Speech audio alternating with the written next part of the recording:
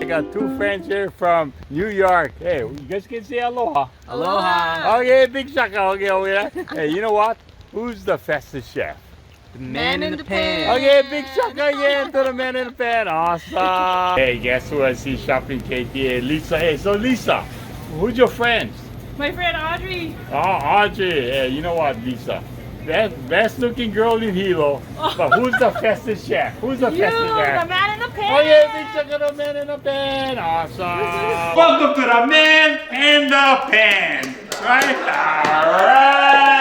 Alright. With the charismatic guest star chef, Mark Noguchi. Okay, now what are we doing, Gooch?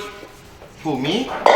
You know, when we were talking about plantation days, Yeah. I wanted to make Warabi salad.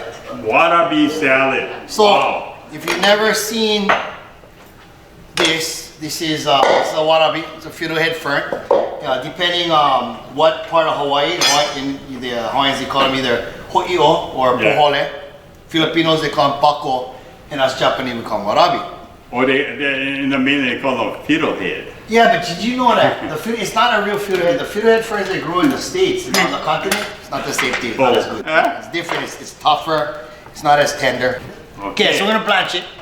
Blanching means you take a vegetable, you drop it in boiling hot water, salt it, and then you take it out, and you shock it in cold water. The shocking process stops the cooking, and you're gonna notice if you take a look at the color right now. And Mark, in the pan, he added in some Hawaiian salt, and as the water boiled, he added in the warabi and stirred it around for 30 seconds.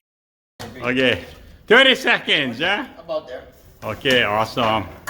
He rinses it with ice water.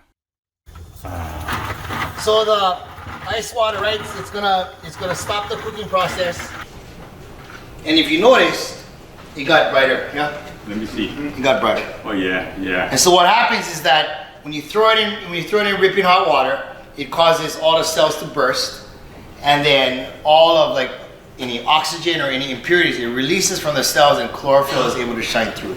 So essentially, what you're allowing now is you're allowing light to pass through more. That's right, bro. To the warabi, then Gooch explained. Different variations. All my Filipino friends is more like patis based. A couple of my Hawaiian buddies now they make vinaigrettes. Me being Japanese, I stick to the shoyu. But whatever it is, it's just enough dressing to complement. Okay, I don't want to lose. It's like poke, right? It's like anybody can throw mayonnaise and sriracha on fish. But to me, poke, whatever you cook, it should showcase the ingredients. Then Gooch chopped one small onions and he added in a simple sauce made of rice vinegar, sugar, and shoyu. Then some sesame oil and mixed all the ingredients together. There you go. Gooch warabi salad. Okay?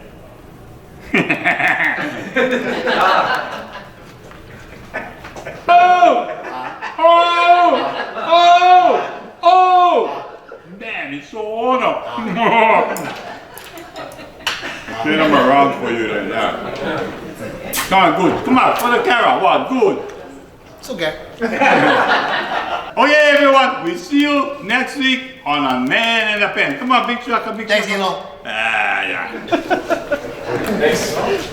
Nailed it.